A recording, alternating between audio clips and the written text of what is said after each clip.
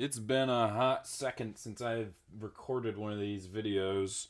Hope the microphone's still good. Testing, testing, testing. Boo boo. Hey, boo boo. Why don't you come over here and shake that little pussy? Oh, it stinks good. Another year on the calendar, and another year of Transformers has come and by. And another year of me promising to put out videos, but procrastinating on them because they're too hard. That's my favorite part. Gotta be honest. Wait, why am I saying this? I've said this like 50 times. This year was a little slow for me. Didn't love it. Fortunately, this is the last time I'm going to complain about them, so you don't have to hear me spout a bunch of incorrect opinions. Yeah, 2023 just hasn't been for me. But that doesn't mean that there hasn't been some good pickups. Because despite the fact this year wasn't as monumental as 2022 or 2021, I still did get a lot of good shit. Though, a lot of it hasn't been Transformers, as most of it has just been recent stuff, and half of it was from a line that I didn't particularly love. So instead of this just being exclusive Transformers for this pickup list of the year, I'm going to be counting anything. As long as it's a toy, it is qualified for the list. Oh, and one more rule. No figures from Legacy United. I technically got those in 2023, and yes, I will admit, some of them are good enough to be on this list, but they are 2024 stuff. I don't care if they have the copyright logo of 2023. They're 2024. They're disqualified. So before we start, let's go over our honorable mention, which is probably going to be one of the most surprising ones. Core Class Snarl. The light at the end of the tunnel. The Core Class Dinobots has, without a doubt, been one of the biggest catastrophes in the past couple of years for Transformers.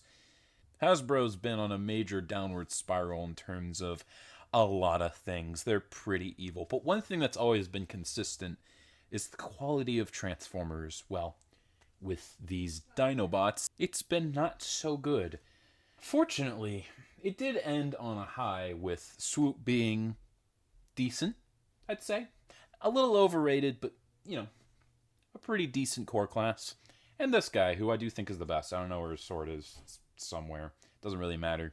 And I'd rather have a bad toy line end on a good note, rather than it start amazingly and end terribly, because last impressions are pretty important. It can often make things feel not as bad as they originally were. Now, this honorable mention could have gone to several figures of Leo Convoy, Beachcomber, something else. But the reason I chose this one is because Wave 4 was the one I was the most excited for of the Legacy Evolution waves. And of the four I got, this is really the only one that I liked as much as I wanted to. Bludgeon's just Tarn again, and Bombshell is pretty not that good. And I don't need to mention the last one. You already know my thoughts on it. But yeah, I was expecting a very nice Dinobot in the core class scale, and that's exactly what I got. My favorite part of the figure is he parts forms for the combination. Not the actual transformation, the combination. And the combination mode, his leg, looks garbage. Which is what all of the figures should have done and prioritized, because the core figure itself is really nice. Now, the other honorable mention I was going to have was Armada Prime, which is funny because he was number one on the worst pickups. That's mostly because the actual figure itself is really, really good. And for the short time I had it where he didn't break, I loved him to absolute hell, and he definitely would have been probably top 5. Alright, now let's get on to the actual list. Okay, so just like last year, I'm going to start this list off with a bit of a joke figure, but that's not necessarily a bad thing because, well, jokes provide lots of entertainment value. And this is our first example of things not being necessarily from just Transformers. I love this fucking figure.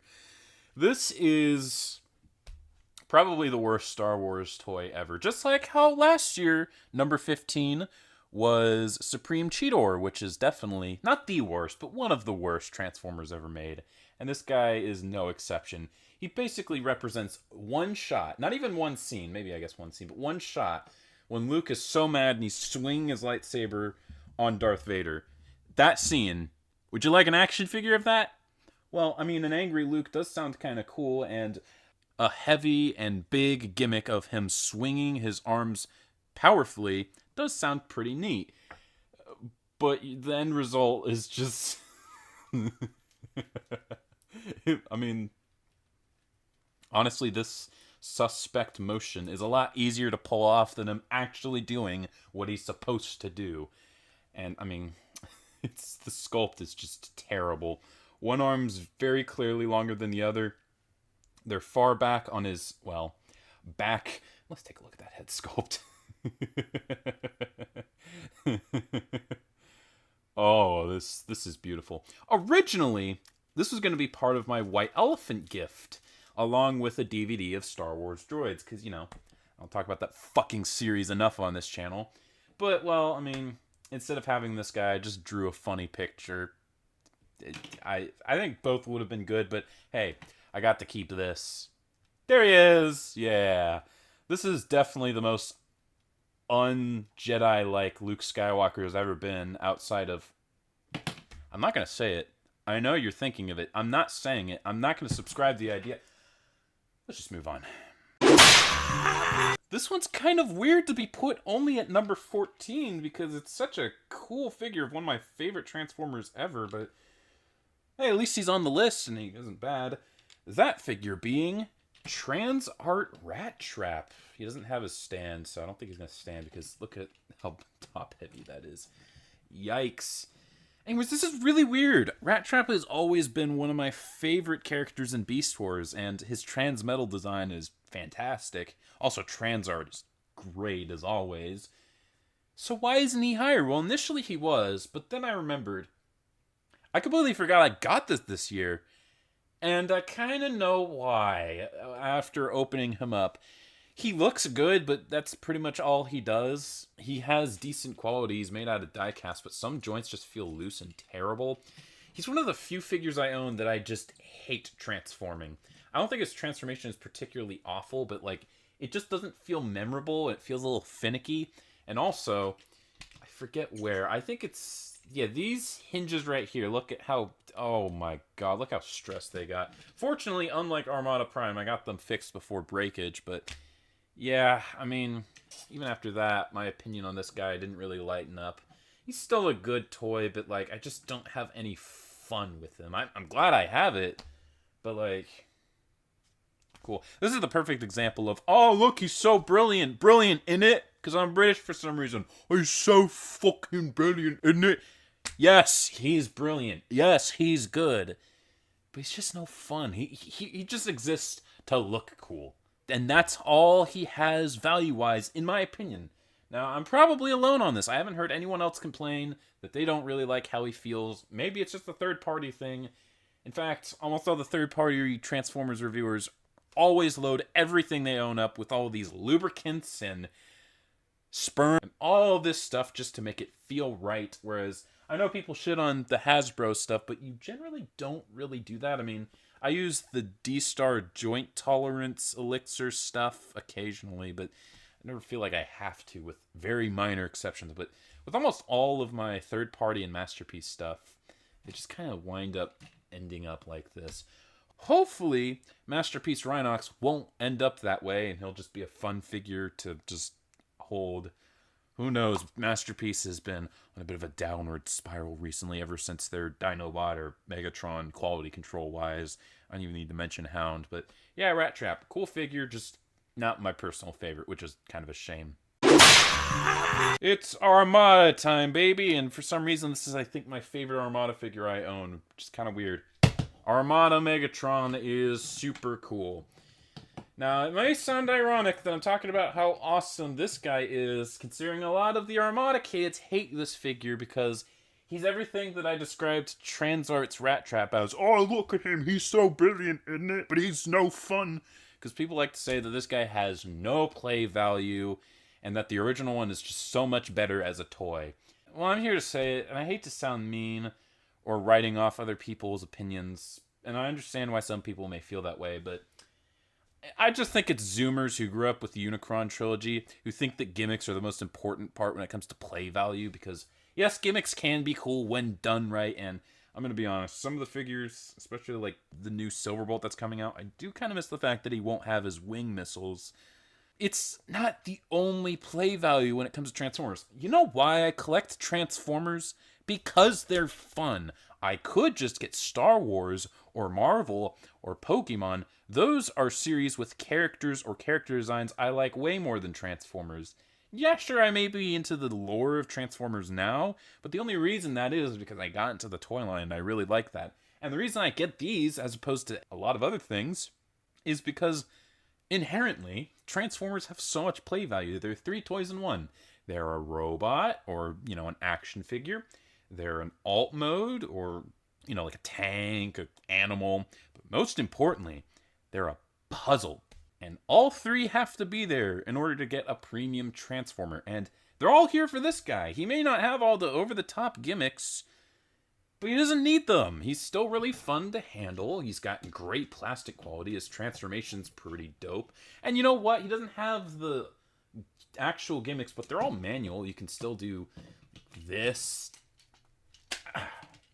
Rotate this around. And there you go. I mean, you can even do this.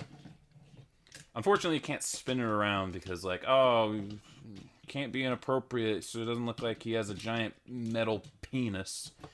Which, come on, has cunt. That's not cool. But I mean, otherwise, he has a lot of the play value that was actually important that the original toy had. He also will be able to combine with the Tidal Wave, just not the old one. That's cool. That'll probably be the first time I'll actually get a Titan class.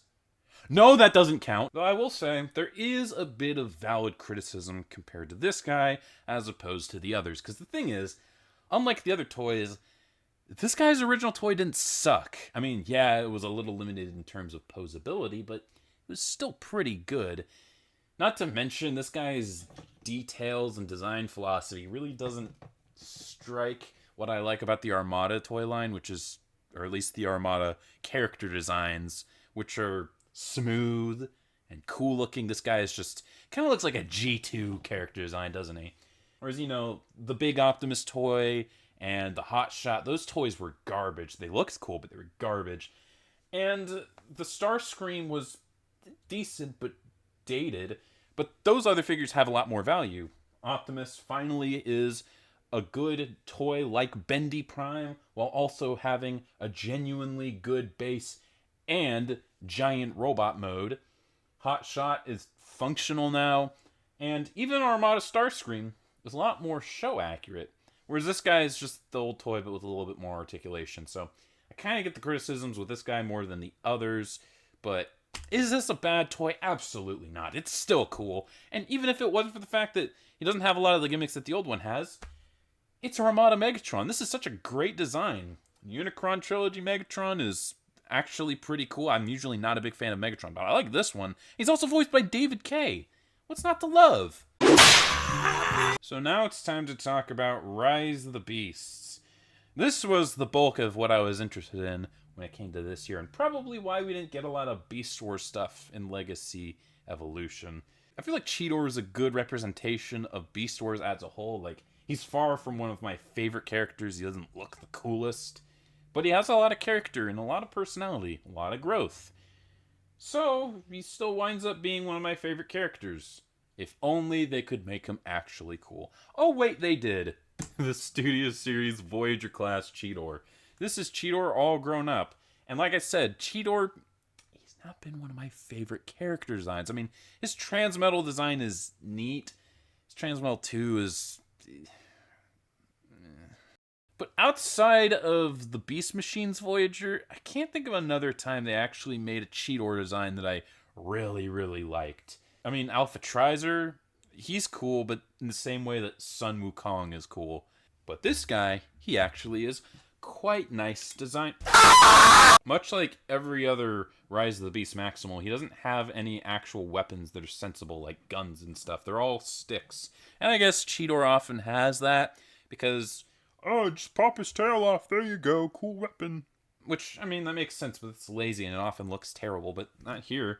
genuinely looks fantastic. The guy poses well. His transformation's simplistic, but it's fun. His alt mode, it's not perfect, mostly due to articulation, but at least it looks cool, right? One thing I didn't notice is that I didn't know what to do with his tail. I thought I'd just do that, just because I think it makes him look more cat-like and like Incineroar. I don't know.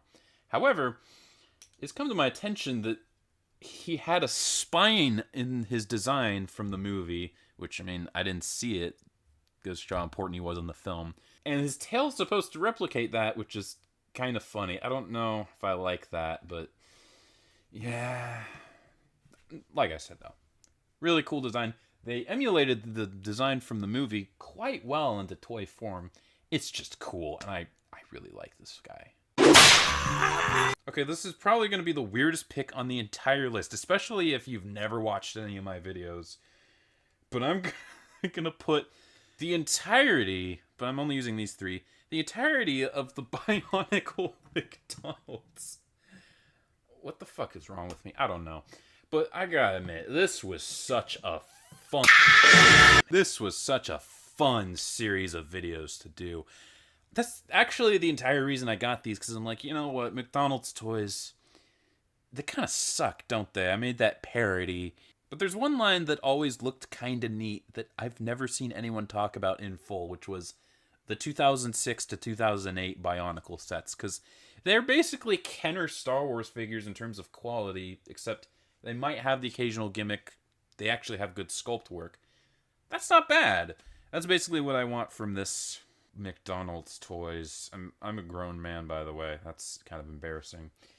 The only reason they're not any higher is that while I did really like making the videos, and I thought they were pretty fun ones to make, they don't really do anything because they're just cheap little shitty McDonald's toys. Even though I gave them high scores, high for McDonald's standards, they're just simple little toys. After I was done, I just threw them in a box, forgot about them. But they do look cool, right? And this might be my only merchandise of those later Bionicle years, because they're usually pretty expensive and also kind of fragile. So, hey, it's cool that I got them, as stupid as they are. But isn't that what we all need in life? Mindless, dumb fun. So now we're cracking into the top 10. And this one's kind of interesting because I feel like this was kind of a big deal, but no one really talked about him. And that was Legacy Evolution / Earthrise Dirge. Now, Earthrise is a line that I'm kind of mixed on because they did produce some awesome toys. I mean, they may not be as accurate as the Studio Series versions, like Ironhide, but they were really cool toys of some of the most important characters in Transformers, particularly Generation 1. But man, were so many of them impossible. Back during 2020, the only ones I got were Wheeljack, RC, and that was it. I couldn't get Cliffjumper, mostly just because I didn't have any money. I couldn't get Bumblebee. I couldn't get Ironhide and Ratchet. I couldn't get Soundwave. I couldn't get a lot of those figures. And, you know, over the course of time, I did get most of them, but there was a handful of ones I didn't get yet. Last year, I finished that off with Ironhide and also the Seekers that I actually liked. I said actually like. But the one that was missing were the Coneheads, particularly Dirge, who's always been one of my favorites. I mean, just look at his colors. He's basically the combination between Skywarp and Thundercracker. That's awesome. He also has the Conehead, so he looks a little bit more unique compared to the two. But, like I said, he was always just super hard to find, so didn't get him.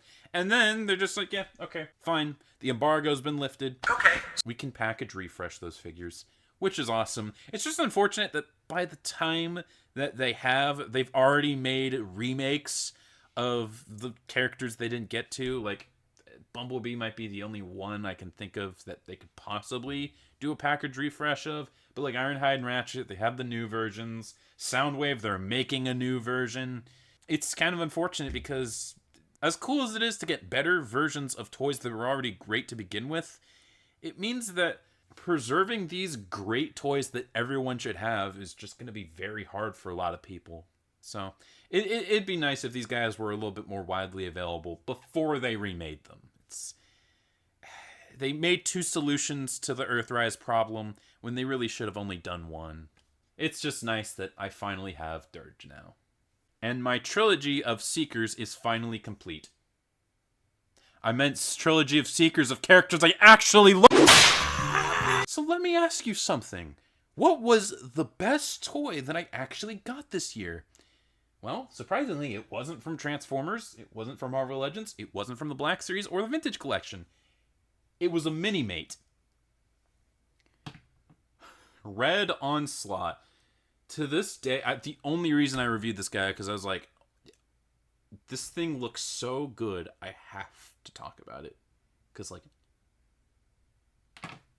the best, one of the best Mini-Mates ever made.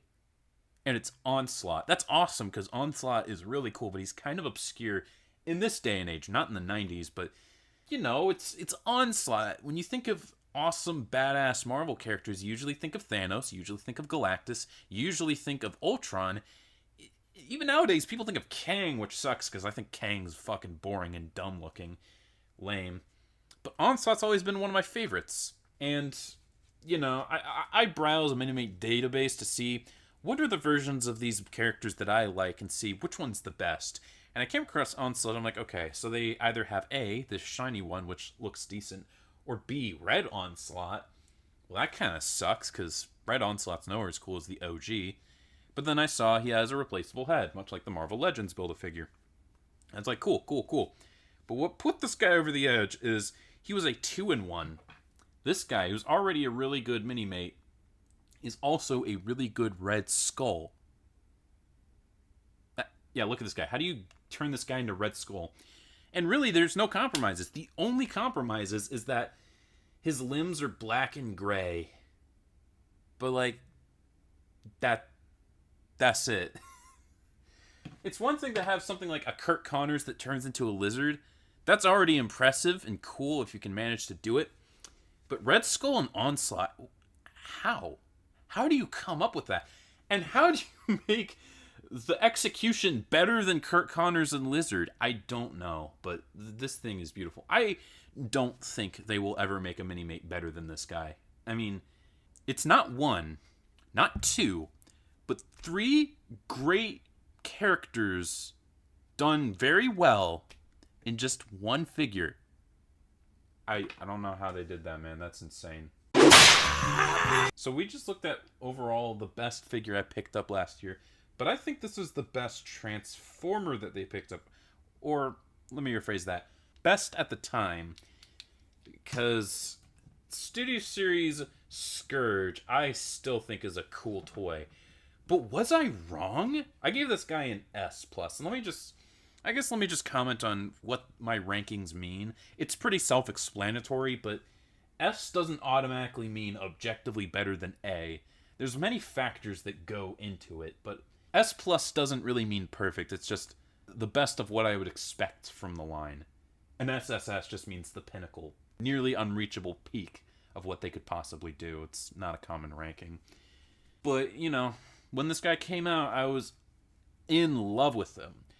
But the past couple months, people have been pretty negative on this guy, saying he's actually one of the worst Transformers that came out last year, saying that he's overrated, saying that he's garbage. And you know what? I'm just going to be straight up blunt. They're absolutely right. This guy apparently has some terrible QC problems. Mine doesn't have that, although these do like to droop pretty easily. But mine doesn't really have the easily losable head that comes off. But funnily enough, when I got this guy out of storage for this video, his head was missing. So, yeah, that's kind of funny. He's got a lot of these other QC issues. A lot of people say that his robot mode sucks because it's nowhere near accurate. His transformation, people say, is finicky. And then his truck mode has hands that are pretty visible. So was I wrong? Those are pretty fair points that I can't argue against. Is this actually a bad figure? Am I going to change my rating?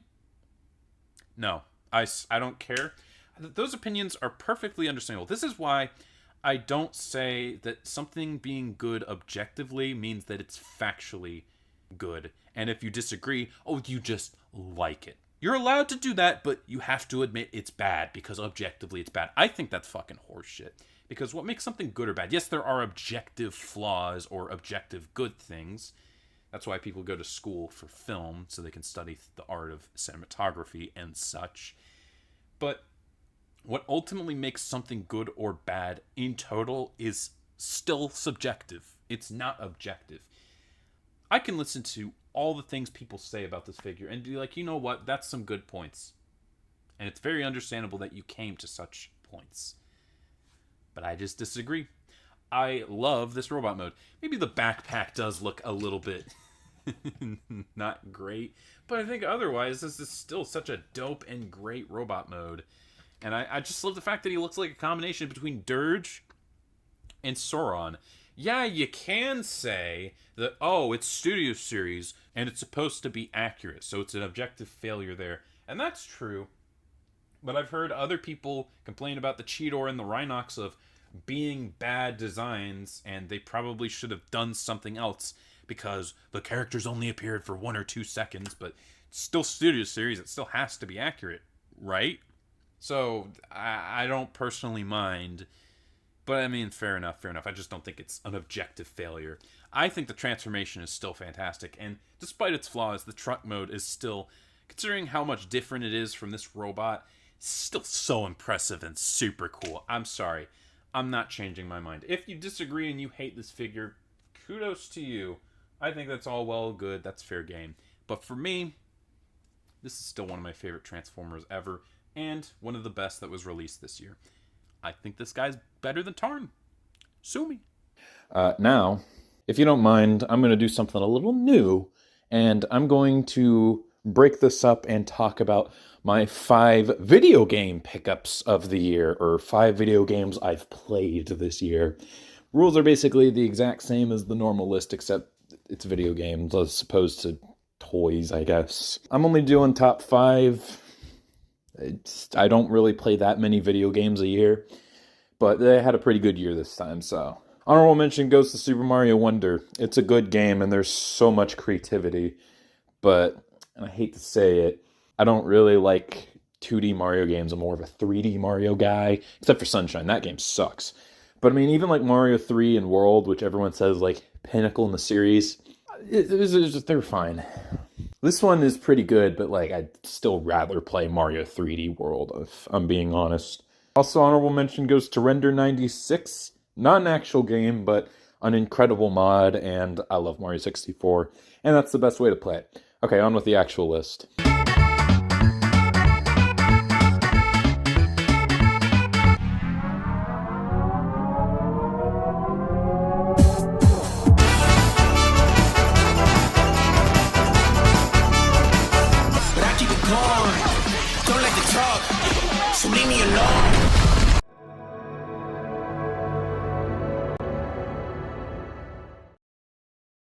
So, how'd you enjoy the break? Did you like hearing me talk about video games? No, you didn't, because I didn't talk about them. Anyways, let's get back to the list. So next up, we have, I think this is my last Star Wars figure. Yep, and this one might surprise you because of how low it is on the list, but it's time to have, again, the Yak Face talk. Vintage Yak Face. Now, I've said it multiple times, my story on why I love Yak Face has nothing to do with this guy. Very similar reasons why Hammerhead's one of my favorite Cantina aliens. Has nothing to do with the original toy, but the fact that he has one just makes me like him even more. I will say, the reason I do like this guy is the same reason I love Thundercracker over Skywarp, and the same reason I love Blaster almost as much as Soundwave, even though Soundwave is one of my favorite Transformers characters, and even to an extent why I like Rhinox more than Dinobot, and amongst other characters outside of Transformers, like why Duck Guy is the best character in Don't Hug Me, I'm Scared, and not Red Guy, and that's simply because those characters are all what I like to refer to as middle child characters. When you have an older brother who always gets the cooler stuff that you want, you have to settle for the second coolest. And not only is that a better reflection of your values and your individuality, but you also get to pick up on the subtleties of what makes something almost as cool and therefore cooler. It sounds stupid, but no, that's kind of how I view it. I always thought Effrontmon and Hermiodel were the coolest aliens as a kid, but I never got them. I got Yakface. And despite the fact that Yakface has more in common with Reese or Ishitib, which are characters I find kind of bland, over those other characters I mentioned, I still, in my mind, put him alongside Effrontmon and not Reese. And yeah, it was kind of difficult to choose which Yakface to get because I got two. In the end, I decided to settle on Vintage Yakface because of what he means. As much as I do love the Vintage Collection Salt Murray, that figure is great. So, if it's a vintage toy that's super valuable of one of my favorite Star Wars characters that's always been obscure, which is like my favorite part of Star Wars, why isn't he number one? Well, first off, number one is not getting beaten by anything, including animated Sideways for... well, we'll get into that later. But the reason he's not in my top 3 or top 2 is that, as much as he looks like it, this is not an actual vintage Yakface. This is a replica. This is a reproduction. But you know what? The fact that I own one is good enough. And here's also the reissue. But there are some subtle differences. I thought that was to do with this one over this one. But looking into it, these reissues tend to have slight differences. For instance, his legs farther apart. His weapon is a brighter color. The actual vintage one is more along the lines of looking like this than looking like this, so I appreciate both. But, you know, I'm just glad to have a vintage Yakface at all. I don't need to have one that I spent hundreds or thousands of dollars on. Still, he is a holy grail item for me, and I do want to get a vintage Yakface. If I do, cool. If I don't, well, I got this guy, and even if he's not the real thing, he's still good enough for me. So next up, this isn't just one figure, even though I totally could just have this be one figure, but an entire set. One that I was wanting to review, but I wanted it to be a scripted review, and I still don't really know how to do those yet. So, I guess instead we'll just talk about it.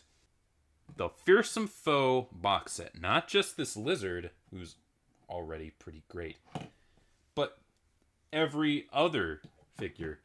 Because back during the days of 2014, oh man, such wonderful times when Five Nights at Freddy's was cool and the Smash 4 DLC was actually exciting.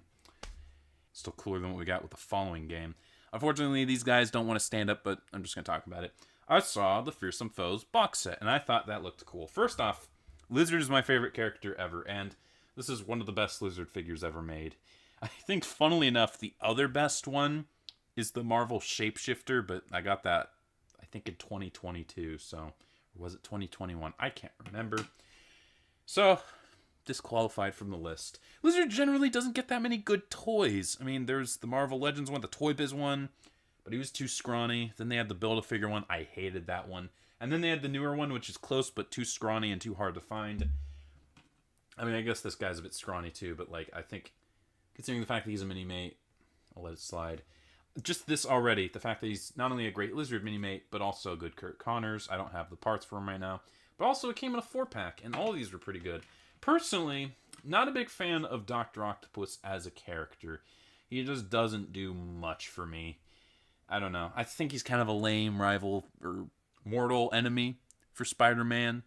I think Green Goblin, even he's a little weird. I still think it's this guy, but that's a video for another day. But, I mean, it's still nice to have a good Dr. Octopus. Sandman's cool. I like Flint Marko. Yeah, neat. And, of course, everyone loves this Carnage mini-mate. It's fantastic. It has so many swappable parts, so many cool custom sculpted pieces, like these arms and this neck piece. Just makes him look so good. In fact, the guy who runs Luke's Toy Store, I forget the channel name, it's right here, he deemed this as his favorite mini-mate ever. And all I gotta say, man, if you're watching this, good on you. I love this box set. I think this is the best box set that Mini-Mate has ever made. I mean, all these figures are fantastic. This is a great Sandman. This is a great Dr. Octopus. And these two on another level. So, yeah, I love Spider-Man. Spider-Man's Rogues Gallery is cool, even if Batman's are better. And these are 4 great villains. So, yeah, round of applause. Absolutely great. I just need to get a good Spider-Man mini-mate. How the fuck do I not have one? I have a Spider-Man mini-mate. Not exactly good, though. Okay, now it's time to talk about Legacy Evolution again. Considering how far down we are, and this is our, second time outside of the honorable mention we're talking about this? It's also going to be the last time because, well, they peaked early. And of course, I'm talking about the one figure that I genuinely wanted that lived up to expectations. Animated Prowl. Animated is my second favorite show, and Animated Prowl is not my favorite character personality-wise, but definitely my favorite design. I've already talked about it, but Prowl has always been one of my least favorite characters in G1. I had this cool book of all the Transformers stuff, and I saw all of the big guys. Optimus, obviously, Bumblebee, Ironhide, Ratchet, Jazz, and then I saw Prowl. I'm like, who the fuck is Prowl? Who the fuck are you? You nothing. You nothing. You are nothing. And you will never be anything. Like, he turns into a police car? Is that his personality? I can't be right. The original Transformers is full of colorful personalities, even if they're all hokey and silly. Turns out, yeah, all the personality went to Blue Streak, and I hate that guy too. Prowl is just, I mean, not only is he just boring, but like design-wise, he's like the most basic car bot. He's got like the hood chest, door wings, the back of the car is his feet. So fucking boring. I can't stand that asshole. And then for animated, which I watched animated after Prime, at least actually paid attention to it. I was aware of it before that, because obviously it came out before that. I was genuinely surprised at a lot of things, like Bumblebee actually looking like how I like him to, instead of just boring Bayformer asshole. But the big one was, okay, who's the fifth member? I knew Optimus was there. He looked weird. I knew that there's Bulkhead, who I never particularly liked, but I do now, but I've already talked about that. And obviously Ratchet's just a crotchety old man. Who's the final member? Prowl? And he's actually cool? This can't be. And I've already said this in, I think, my Bumblebee review. This is Prowl from Animated. The character, not Animated Prowl. He does not look like he's an animated toy. Especially after we got Animated Prime.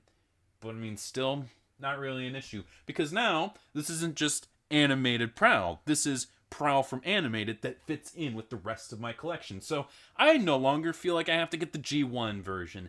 Because this guy is so much better, and he fits in with so much more of my stuff. Which is actually why I like when they make these figures more versatile. I know a lot of people like to cry, oh, they're just G1ers. But honestly, I don't even think these new toys are G1 accurate. Because, I mean, you compare Earthrise Ironhide, which is what I'd say a legacy-ified G1 Ironhide, and Studio Series Ironhide, which is just full-on G1 Ironhide. They're very different. And I kind of view this guy in the same way. It's not that they tried to make him G1 accurate. I know that's what they said, but I'm a zoomer. I'm prioritizing my headcanon over actual facts, so just bear with me here. I just view it as very versatile line, and G1 also happens to be very versatile, so cool. His point is, this figure is great, and he lived up to my expectations. Actually higher, because I thought his alt mode was going to be garbage, and it was only okay. Fantastic! You're not a complete failure. We are all so proud of you, Prowl. Proud. Fucking stupid. So that was Legacy Evolution. We saw its peaks, but we're not done. Remember Rise of the Beast? You knew that wouldn't be lower than Legacy United. So, what do we got left? Well, I'm deemed this one of my favorite Transformers. I love this big, hulking bot. This Rhinox is great. His proportions look cool. Make him look nice. He's got a nice head sculpt. Oh, Jesus Christ. His transformation's still fun as always. Rhino mode, I think I prefer the mainline one just a smidge. But still, this is one of my favorite Transformers. It's so great. And it's Rhinox. I love Rhinox. Rhinox is my favorite character from my favorite Transformers show, and I got a dope new toy of them. 2 of them, actually. It's just this one's even cooler. Don't have much else to say. I love this figure a lot. I mean, you can do that. What more is there to say? Look, Rhinox, it's Airazor, your girlfriend. Certified baddie. Stop it! Now we're at number 3. It's time to talk about my favorite new Transformer I picked up. I talked about her a little bit, and you probably know who it is, based off the fact that it's not Legacy United and a her. Yep, mainline Airazor. The fact that this figure is so hard to find for a decent price just made it all the more satisfying when I finally got her. It's such a shame that this isn't the main Airazor toy to get, and it's unfortunate that most people have to settle with that fucking stupid Studio Series toy, but you know what? Man, is it nice to get this toy.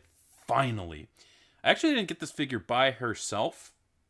I got her in a lot with her, Rhinox, Cheetor, and then 2 new figures, Optimus and Bumblebee, all core figures. And it's annoying because the guy actually did have Mirage, which I do want, because I do want to review the 3-pack. I'm not buying the 3-pack just to get that guy, and he's pretty expensive elsewhere, so I'm like, hey man, I'm down to get the Mirage. Okay, well, you're just going to have to wait a little bit. He never reached back to me.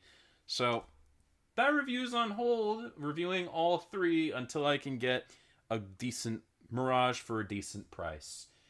But yeah, this figure is just so excellent. This robot mode is the perfect design for a movie line Airazor. Her transformation is so unique, though I will say flipping this around, there is a little bit of a clearance issue. It's not like you can get things out of the way. It's just the only part that kind of ruins it because it's pretty annoying. But otherwise, the engineering is awesome. And the bird mode's really clean and pretty cool. It just, man, I am so satisfied with this. For the longest time, I'm like, oh, cool, Airazor, nice, Studio Series, but then I like all the other Maximals. And then this figure came out, I'm like, oh yeah, this is one of my favorite Transformers characters, for a reason. Okay, final 2 pickups of the year, and these are both nostalgic, sentimental figures that I got back in my collection. The first of which being one of my favorite reviews, though it might be a little dated because it's before I started heavily editing the videos and there's probably a lot of ums and stuff in it, but I don't care. The Ghostbusters Minimates. These were a childhood favorite, and it's so nice that I can finally get all of the ones that I actually wanted. I think I did get, as a kid, most of the ones that I wanted, but like, the Slimer was wrong. I didn't get a Terror Dog. I got the Energized one. I actually bought this one online, which was pretty rad for me as a 12-year-old. Or I think I was 10, actually. I don't know. Don't remember. And then these 2, they're not iconic movie monsters, but they're probably some of the coolest looking ones. So it was just nice to get them back. It almost felt like they were custom figures in a hypothetical Lego Ghostbusters game. Kind of like a lot of the characters from Lego Batman. But yeah, these guys were on a whole nother level of awesome. I still remember going to Toys R Us so often as a kid, trying to find the new ones that my dad got for me. It was such a special toy line. It's so sad that children of today won't have that experience. And I'm not even talking about getting these figures specifically, because that goes without saying. But there's so many cool toys that they can get nowadays. But just going into a Toys R Us, getting Minimates, it really was such an underrated childhood experience to have. It's a shame that Minimates are still kicking. They're still making some good stuff, but it's all online, or it's at Walgreens, which, yeah, I mean, I get why, you know, where else are they going to sell these exclusives? But, I mean, it's not the same, man. It's not the same. I really hope Toys R Us comes back. I think it might be. I don't know. It's open in some places. But I just want to see these things on shelves again. It's kind of like Alfred in The Dark Knight Rises. It's not going to happen, he feels, but he hopes one day he just sees Master Bruce just sitting at a vacation with a woman he's never met, finally happy. Doesn't need to say a word to him, just knows that everything's going to be okay. I just want to go and walk into a Toys R Us and see these guys back on shelves, being bought by children, and having them experience Minimates. I don't even need to buy them myself. I can just get them otherwise. And just seeing that, it would tell me everything's going to be okay.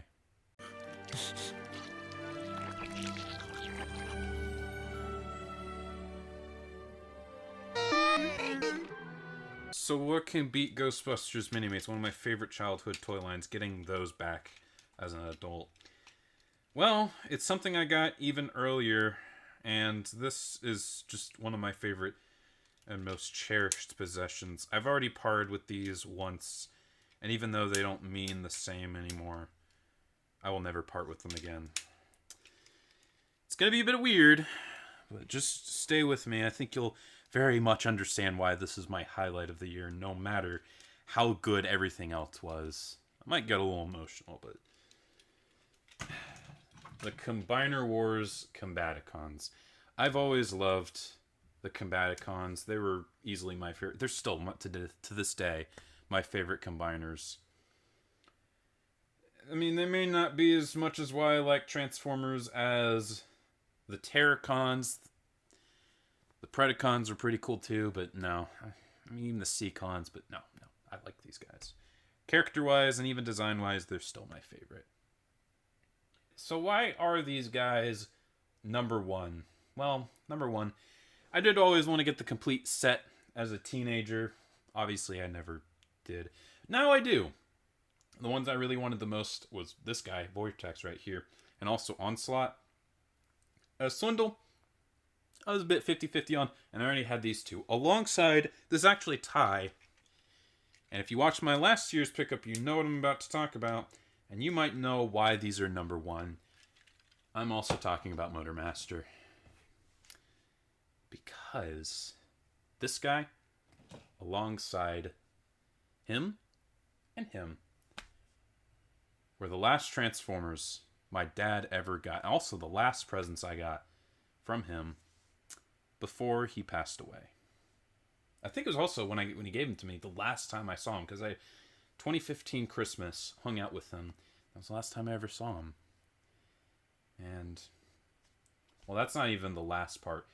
Only a couple of months. I did have a lot of time with these beforehand, but after a while, they were given away without my consent, which still bugs me.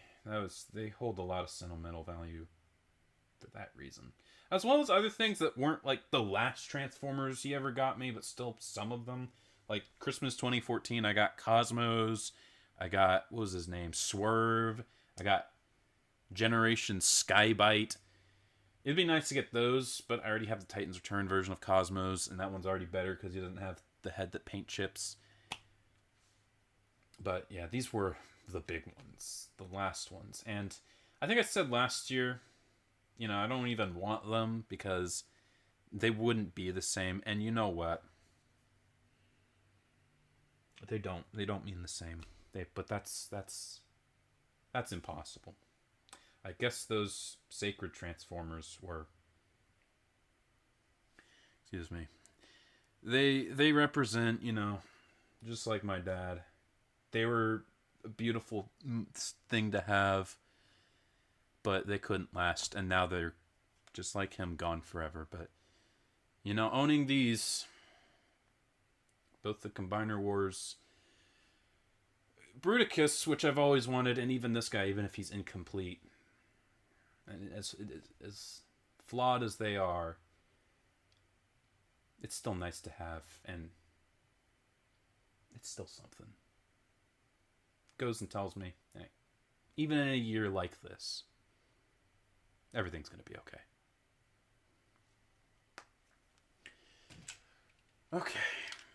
So, that was my top 15, not just Transformers, top 15 pickups of last year. It was an interesting year, for sure.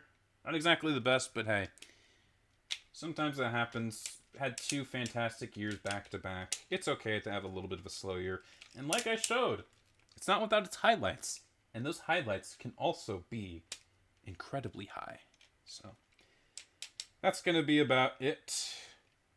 I will see you next time. I'm not sure what I'm going to do. Might review Tiger Hawk. Might finish those reviews I should have finished last year. Who knows? Wait a minute. Dude, I haven't seen you since last year. Oh, this is so hype.